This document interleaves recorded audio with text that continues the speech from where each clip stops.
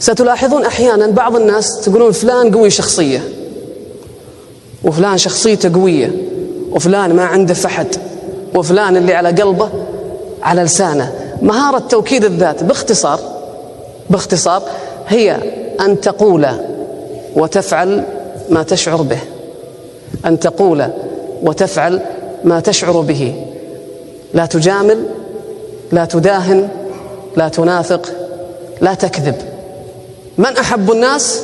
عائشة، مباشرة، أن تقول ما تشعر به وتفعل ما تشعر به.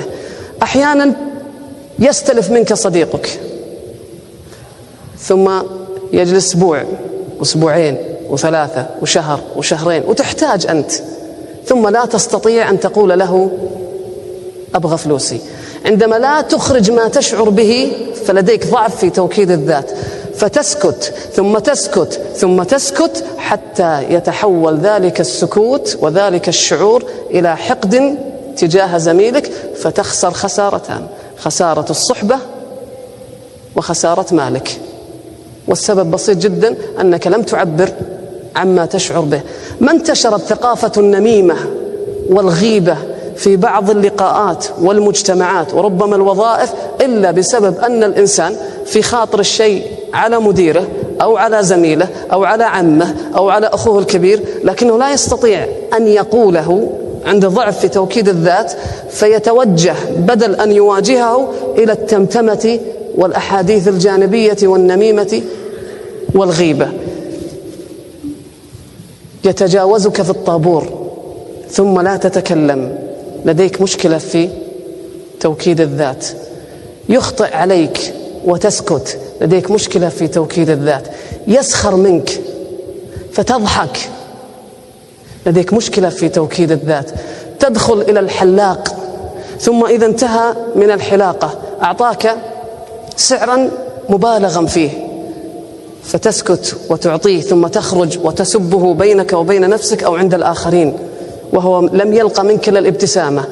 أنت هنا لديك مشكلة في توكيد الذات، لأنك لم تقل ولم تفعل ما تشعر به. تذهب المرأة إلى صالون التجميل وتبدأ بصبغ وجهها وتغيير شعرها، ثم يأخذون منها مبلغ كبير جدا، فإذا نظرت إلى المرآة لم يعجبها شكلها، ولكنها من بداعي البرستيج تسكت وتخرج إلى بيتها ودموعها تسبقها، ثم تذهب في بيتها إلى المغسلة وتغسل ذلك المكياج وتختلط قطرات الماء مع الدموع. هنا تصرخ وترعد وتزبد وتهدد، وهناك كانت أمام العاملة تضحك وتبتسم.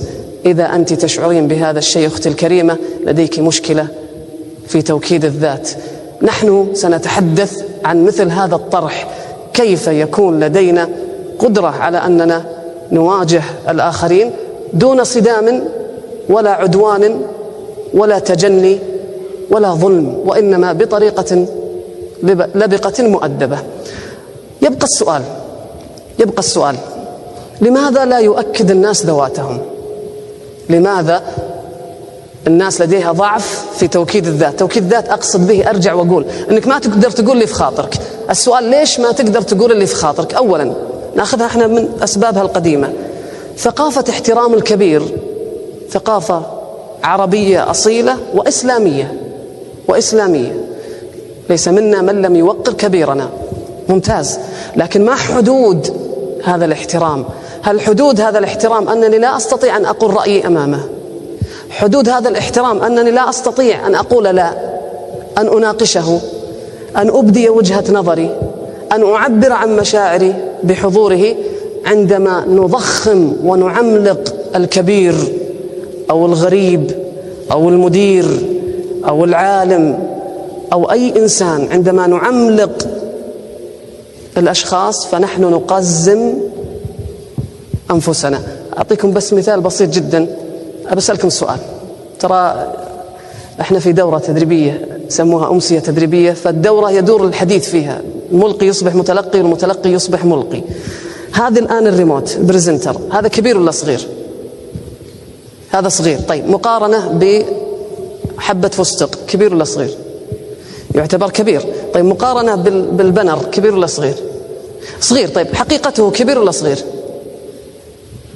صغير. طيب إذا جبنا نملة جنبه يطلع كبير. طيب ما حقيقته، كبير ولا صغير؟ أحسنت. حقيقته تظهر من خلال أقارنه بماذا؟ فإن قارنت بما هو أصغر منه طلع كبير، وإن قارنت بما هو أكبر منه فهو صغير. أنا وأنت نفس الفكرة. عندما تقارن نفسك بكبير أنت تصغر، وعندما تقارن نفسك مع صغير فأنت تكبر.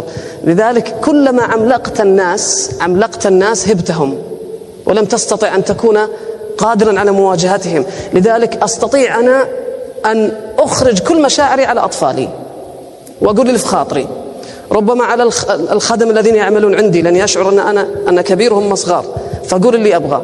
فعندما أذهب إلى من هو أعلى مني تتقازم نفسي. فاحترام الكبير ممتاز، ولكن النبي صلى الله عليه وسلم يقول أنزلوا الناس منازلها، ويقول النبي صلى الله عليه وسلم نحن معاشر الأنبياء أمرنا أن ننزل الناس منازلها، ومنازل الناس على قدر خلقهم، هم مخلوقات ما في يدهم نفع ولا ضر حتى لأنفسهم، وبالتالي يعطيه قدره من الاحترام، ولكن لا يمنع هذا الاحترام ويجعلني أحتقر ذاتي وأسكت عن حقوقي ولا أطالب بواجباتي. إذن لماذا لا يؤكد الناس ذواتهم ويقولون لي في خاطرهم؟ المشكلة الأولى أن ثقافة احترام الكبير.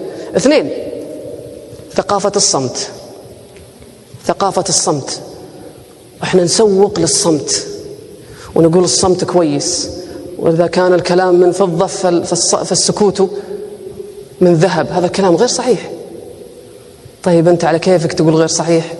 لا، مو على كيفي أنا، لا، لأن النبي صلى الله عليه وسلم يقول من كان يؤمن بالله واليوم الآخر فليقل خيرا أو ليصمت. إيش الخيار الأول؟ فليقل. يعني الخيار الأول أن واحد يتكلم، إذا ما يقدر يقول شيء زين يروح للخيار الثاني. بس مشكلتنا أن إحنا في مدارسنا وفي أماكن كثيرة نسوق للخيار الثاني. انظر إلى المدارس، من يأخذ شهادة الطالب المثالي؟ هو ذلك الذي لا يتكلم ولا يتحرك ولا يناقش ولا يحارش ولا يعترض. أما الإنسان اللي يبدي وجهة نظره ويتكلم ويناقش ويقول يا أستاذ غلط وهذا ما يصير، أحيانا نسميه ذلك، أو هذا الإنسان نسميه المزعج، ونقصيه ونبعده، ونبغى نروح الرحلة ما نختاره لأنه بيوجع روسنا وبيغثنا. لا، لأنه يؤكد ذاته، والناس لا تحب الذي يؤكد ذاته.